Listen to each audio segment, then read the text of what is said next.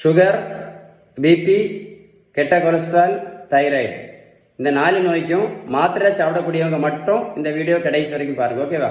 நம்மகிட்ட இருக்கக்கூடிய ஒரு பெரிய மூட நம்பிக்கை என்ன தெரியுமா? ரைஸ் சாப்பிட்றதுனால தான் சுகருக்கு மாத்திரை போடுறோம், ரைஸ் சாப்பிட்றதுனால தான் இன்சுலின் போட்டுட்ருக்கோம் அப்படின்னு. நான் ஒரு கேள்வி கேட்குறேன், பதில் சொல்லுவீங்களா? வட இந்தியாவில் அவங்க ரைஸ் சாப்பிடவே மாட்டாங்களே. வட இந்தியாவில் எத்தனை பேர் சுகருக்கு மாத்திரை போடுறாங்க? எத்தனை பேர் இன்சுலின் போட்டுட்ருக்காங்க? கமெண்ட்ஸில் எழுதுங்க. உலகத்தில் இந்த உலகத்தில் சுகருக்கும் ப்ரெஷருக்கும் மாத்திரை மட்டும் சாப்பிட்டதுனால யாருக்கா சரியா இருக்கோ? சொல்லுங்கள்.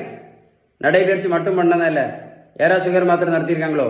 இல்லை யாராவது இன்சுலின் நடத்தியிருக்காங்களோ? நடைபயிற்சி மட்டும் பண்ணி. இல்லை யாராவது வெயிட்டை குறைச்சிருக்காங்களோ? நடைபயிற்சி மட்டும் பண்ணி. நல்லா கேட்டுக்கிடுங்க. 1 கிலோமீட்டர் நடைபயிற்சி பண்ணினா கூட 40லேருந்து 50 கேலரி மட்டும்தான் இருக்க முடியும்.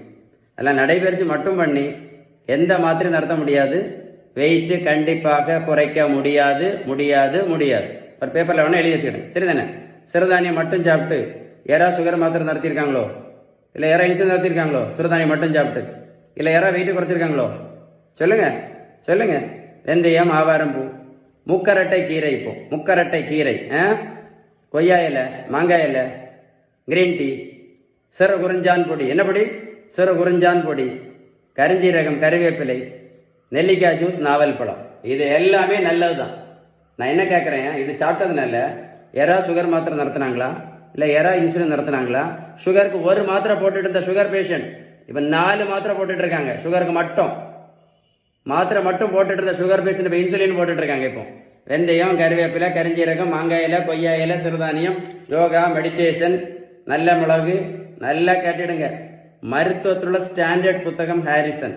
இந்த புத்தகம் என்ன சொல்ல தெரியுமா? சுகர், ப்ரெஷர், கெட்ட கொலஸ்ட்ரால், ஃபேட்டி லிவர், பித்தப்பைக்கல், உடல் பருமன், பிசிஓடி, பிசிஓஎஸ், தைராய்டு, சுகர், இது எல்லாத்தையுமே அவங்க சொல்லக்கூடிய ஒரே ஒரு treatment, correct treatment, balance diet மட்டும்தான். ஏன் அப்படின்னா நீங்கள் பேலன்ஸ் டயட் ஃபாலோ பண்ணால் மட்டும்தான் நோய் வந்ததற்கான அடிப்படை காரணம் இந்த இன்சுலின் ரெசிஸ்டன்ஸ் முழுமையாக சரியாகும். நீங்கள் பேலன்ஸ் டயட்டு கரெக்டாக கடைபிடிக்காமல் மாத்திரை இன்சுலினை மட்டும் போட்டுட்டு இருந்தீங்கன்னா இன்னும் 50 வருஷம் ஆனாலும் சரி இதே மாத்திரையை போட்டுகிட்டே இருந்தாலும் இந்த மாதம் கூடும், அடுத்த மாதம் குறையும், அடுத்த மாதம் கூடும், இந்த மாதம் குறையுமே தவிர நோய் முழுமையாக சரி ஆகாது அப்படின்னு இந்த புத்தகம் தெளிவாக சொல்லுது. வீரை சேவ் பண்ணி வைங்க, ஒரு கூட போட்டு கேளுங்க. கரெக்ட் தானே? உங்களுக்கு பேலன்ஸ் டயட்டை பற்றி ஏதாவது சந்தேகம் இருந்தால் கண்டிப்பாக இந்த நம்பரில் கால் பண்ணி பேசுங்க. இந்த வீடியோ லைக் பண்ணி ஷேர் பண்ணிங்கன்னா நிறைய பேருக்கு யூஸ்ஃபுல்லாக இருக்கும். சேவ் பண்ணி வைங்க, நீங்களே போட்டு கேளுங்க.